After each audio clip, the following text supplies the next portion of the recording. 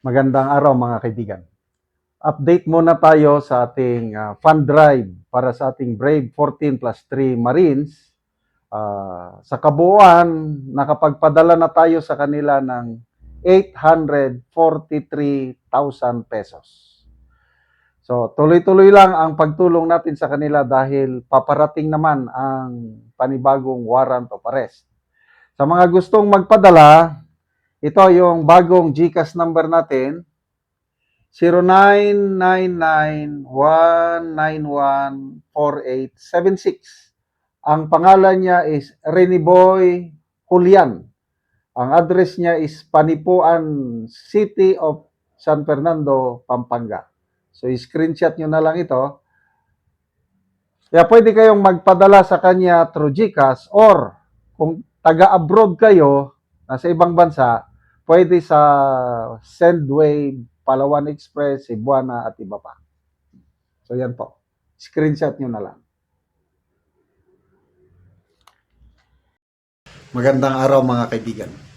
Bigyan natin ngayon ng reaction opinion itong post ang balita ngayon. Pahayag ito ni Senator Kiko Pangilinan sa viral meme laban sa kanya. Hindi pinalampas ni Senator Kiko Pangilinan ang kumakalat na meme na ikinumpara ang dating pagtutol ng oposisyon sa mga Marcos sa pakikipagtulungan ngayon ng ilang opposition figures sa administrasyon. Sila na. Kita nyo, silang mag-asawa ni Xiaowi Cuneta. Nako, grabing ano nila sa Malacanang. Direktang sumagot sa isang netizen si Pangilinan at iginiit na ang pakikipagtulungan niya sa gobyerno ni Marcos Jr. sa agrikultura at food security ay hindi nangangahulugang tahimik na siya sa korupsyon. Be? Ano bang ginagawa nila sa korupsyon? Wala.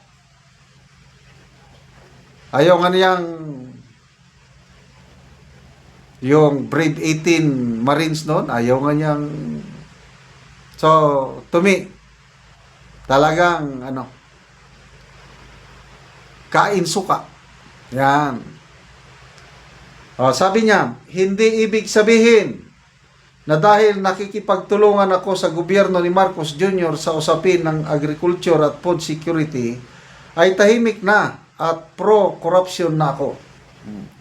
Git niya, pro-food security ako. Food security nga. Ang mahal-mahal nga ng bilihin ng hinimok din niya ang mga kritiko na sa halip na manira ay makipagtulungan aniya upang mapababa ang presyo ng pagkain. So, wala na itong silang dalawa ni Rizal Tiveros. Galit na galit sila noon nung ipalibing ni Tatay Digong natin si President Marcos Sr. sa libingan ng mga bayan. Anong sabi nitong si Pangilinan? Ipapahukay natin ang bangkay. Hindi siya dapat may libing dyan. Ganon din si Hontiveros. Huwag tayong papayag. Ganyan sila. Galit na galit sa mga Marcos. Ngayon, wala na. Tahimik na. Kaya nga tignan nyo, nasa majority sila ngayon. Kasi, nagkaroon sila ng common enemy na nagtutulungan temporarily ang Marcos at ang mga dilawan kakamping dahil gusto nila maalis sa kanilang landas si VP Sara.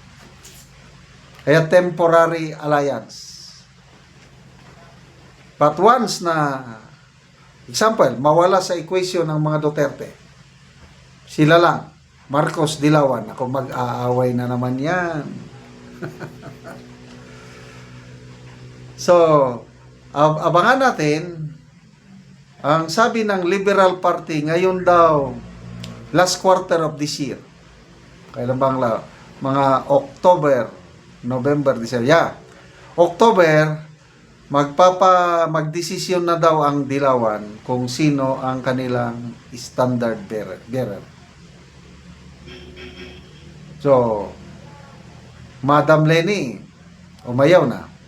So, umaasa si Hontiveros na sana siya ang piliin ng kanilang partido. Kaya lang, kung si Risa Hontiveros, magpasalamat tayo. Kasi mas madaling talunin si Risa Hontiveros.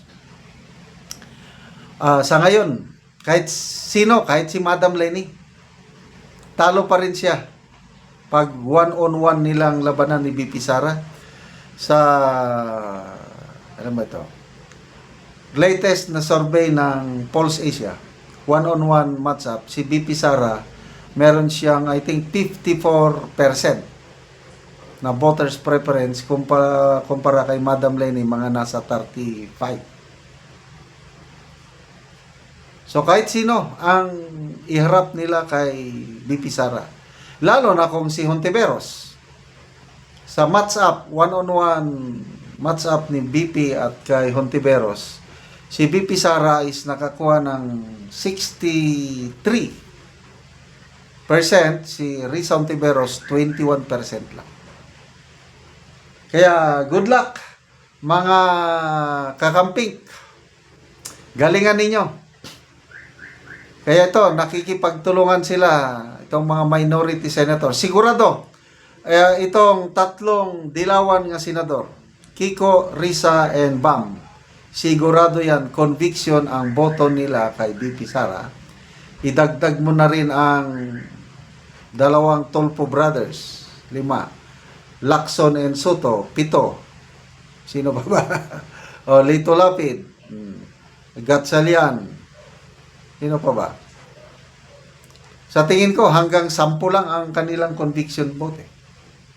Kasi si Senator Escudero at Senator JB Ercito, dahil magre-re-elect sila sa 2028, to be safe, acquittal or abstention. Kaya mahirapan. Itong si Soberi naman, dahil tatakbo siyang senador sa Bukidnon, either acquittal or abstention. Kaya mahirapan silang i-convict ang ating BP Sara. Salamat mga kaibigan sa inyong pagsubaybay sa channel na ito. Nakakatulong kayo ng malaki sa tribong Talandig ng Bukidnon dahil ang sweldo natin sa channel na ito is pantulong sa tribo. Namimigay tayo ng libreng yero at pako para makipagpatayo naman sila ng mas maayos na tirahan. Panoorin nyo ang video na ito. Dire sa balay ni Tuilin Igania, taga sitio Mauswagon, sakop sa barangay San Miguel, Talakag, Bukidnon. So muna ni siya ang natabangan sa yero kay ang iyang atop mga buslot na gyod.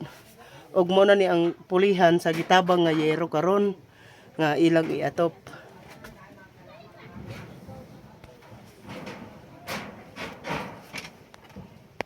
So muna ni ang itsura sa ilang pagpuyo, sa ilang katuluganan. So ulan na nagid sila kung magulan.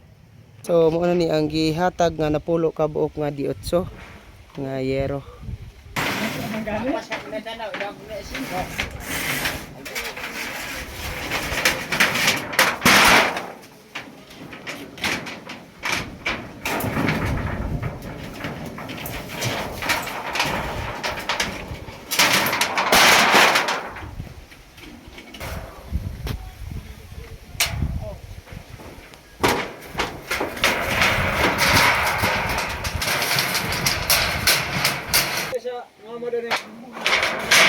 Karadag ko 15 mo kagahan.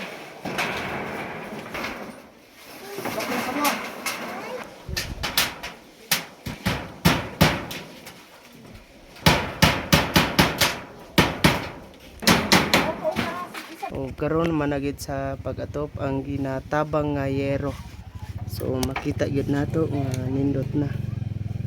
Ang una, salamat gyud sa Ginoo nga natabangan may aning ang atop kay nga buslot na. O pasalamatan sad nako si Sir Makanas. Tanan sad nga nag-sponsor diri sa sitio Mauswagon, Proxibin. Sa Salamat gid kayo. Salamat kayo.